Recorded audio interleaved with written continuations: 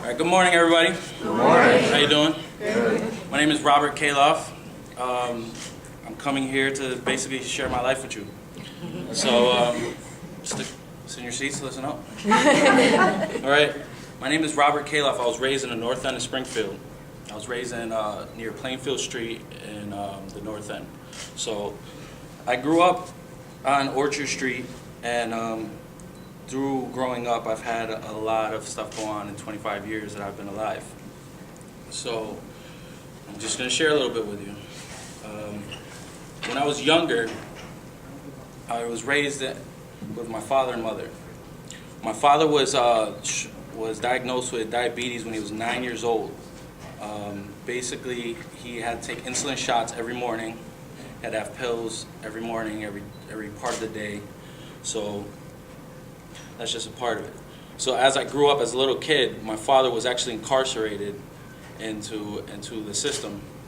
As he was incarcerated, my mother actually took care of us. And when she took care of us, we did anything we had to do to get through, which was she would work 2 jobs, or we'd have assistance, government assistance, or anything that would help us to get food on the table. So through all that, my father had got back from his incarceration and his diabetes had kicked in. And when his diabetes had kicked in, he lost his sight. He lost his ability to walk through the digression of diabetes. So a little further after that, my parents have got separated. So I had to stay with my father and basically take care of my father for a while, for a couple years, 4 or 5 years, before he had passed away when I was 18. So, all right. After he had passed away, I had slid into this dark spot in my life where I did not know how to get money and to basically survive. So I ended up doing things that I wasn't supposed to do and getting caught up in the wrong crowds and the wrong atmosphere. Through all that, I spent about 2 years doing that, and I did not have any ambition or options or any chance of any other avenues. So I really just did whatever I had to do to get money. What affected me to stop that was one day a friend of mine that I was with out there was shot and killed in the middle of the street. And when I heard about that, it really touched me, because it was another friend of mine that actually was involved in it. So through all that, I was at the wake. At his wake, while I was there, I was looking at his mother.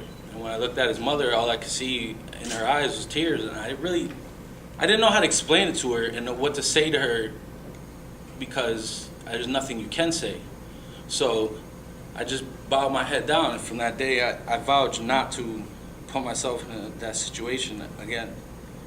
So after that, basically what happened was I chose to take the legal route.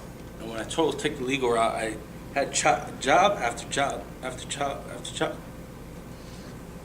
And excuse me, I couldn't get myself to focus and go to school or anything, because I didn't know what I was going to do. So I tried to write some things out, what I would do, and I began to go to church and doing the right things. So through that, it granted me the opportunity to stay focused and to set myself on a goal so I can achieve these things. So as I achieved these things, I had got the opportunity to work and volunteer at the PRCC with Yvette Cruz. Thank you to Yvette Cruz very much. She gave me an opportunity and a chance to help people in my community who were going through the same thing I was going through. I'm trying to not cry here. So she gave me an opportunity to help people in my community who were facing similar things like me. She helps people with getting GEDs and jobs, and she's a very amazing woman. And thank you very much.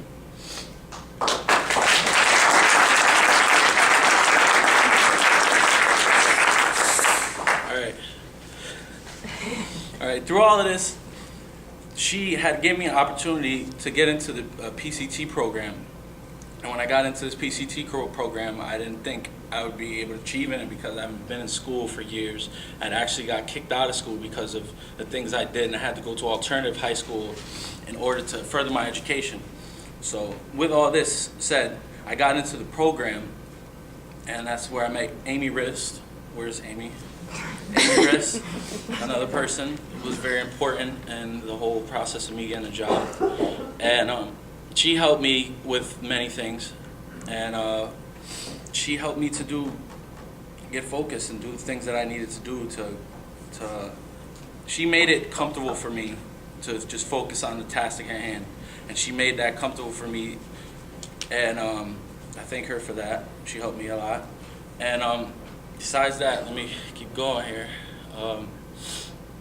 I got to MCDI, and at MCDI, Mr. Sneed, Mr. Peterson. At MCI, I had to get my CNA certification. I tried my hardest to get the best grades that I possibly could and do the best that I could in that environment. We did clinicals in Wingate nursing home. Thank the people at Wingate for giving us the opportunity to go there. And I got through that. So thank you to Ms. Peterson also, who also deserves a round of applause. Can I give a round of applause? And I got in through this. I also want to thank Delia Maldonado at FutureWorks also, who helped me to get my resume done and to get into this process.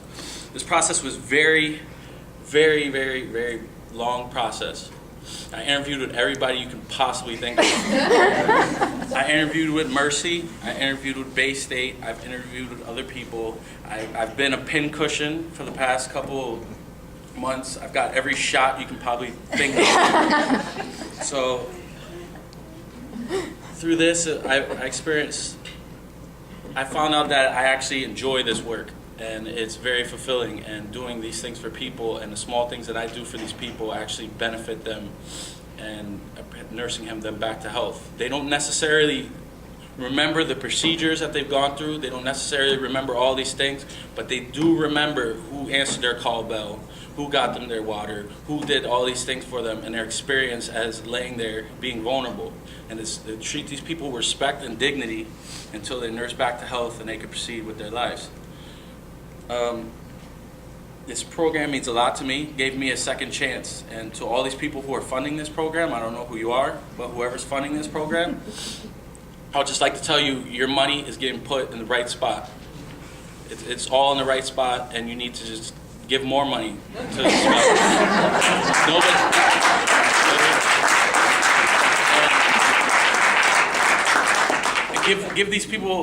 give more people like me opportunities and options that we wouldn't have normally through these organizations like the PRCC and people in my community, because the people in my community need this more than anybody else. It's not about me. It's not about anybody in here. It's not about anybody. It's about the person that doesn't know what they're going to do.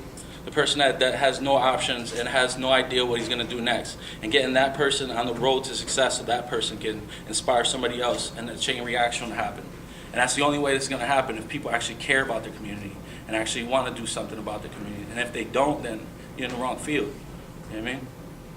So with that said, I'm just trying to inspire people I'm basically up here to inspire other people like myself to get into these fields, and so they can have opportunities like I was granted.